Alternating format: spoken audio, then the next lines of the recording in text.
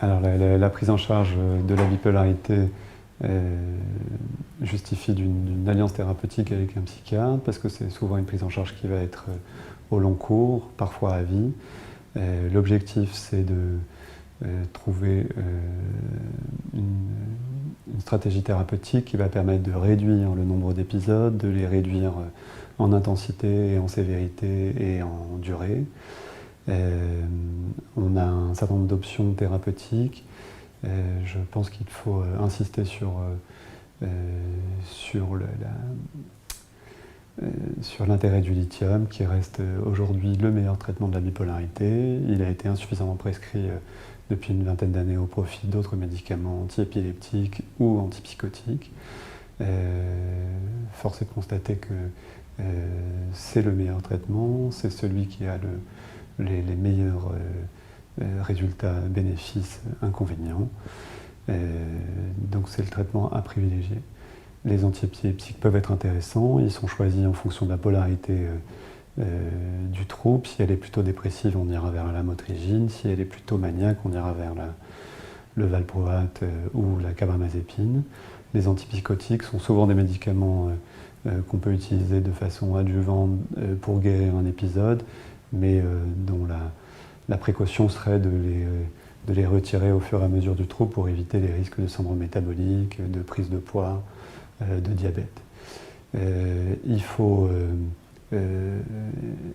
évoquer le fait que les antidépresseurs peuvent être utiles dans des situations de dépression, mais peuvent avoir un effet délétère chez les patients bipolaires. Ils accélèrent les cycles, ils peuvent induire ce qu'on appelle une bipolarité à cycle rapide, c'est-à-dire avec des patients qui ne vont avoir de cesse de passer d'une phase dépressive à une phase maniaque.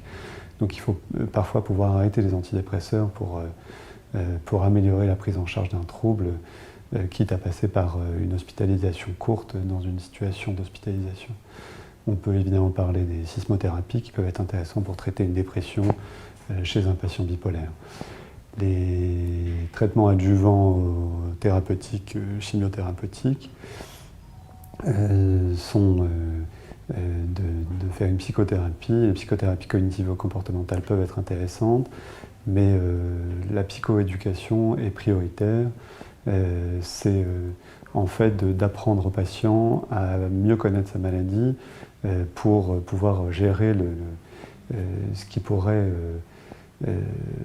précéder une rechute, et il vaut mieux prévenir que de guérir et pouvoir adapter les médicaments.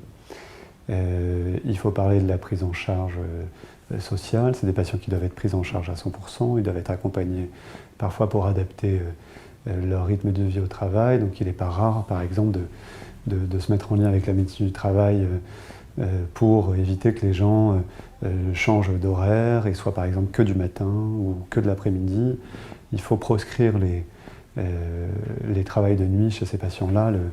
Le rythme veille-sommeil doit être à privilégier absolument. C'est des patients dont le sommeil est un régulateur prioritaire de leur santé mentale. Il faut enfin leur conseiller d'avoir la meilleure hygiène de vie possible, de faire du sport, d'avoir une alimentation la plus équilibrée possible, et tant que faire se peut, d'éviter les situations les plus stressantes. C'est des patients qui sont souvent extrêmement sensibles, hyper émotifs, donc il faut essayer d'impliquer les familles pour tenter de diminuer le stress auquel ils peuvent être soumis.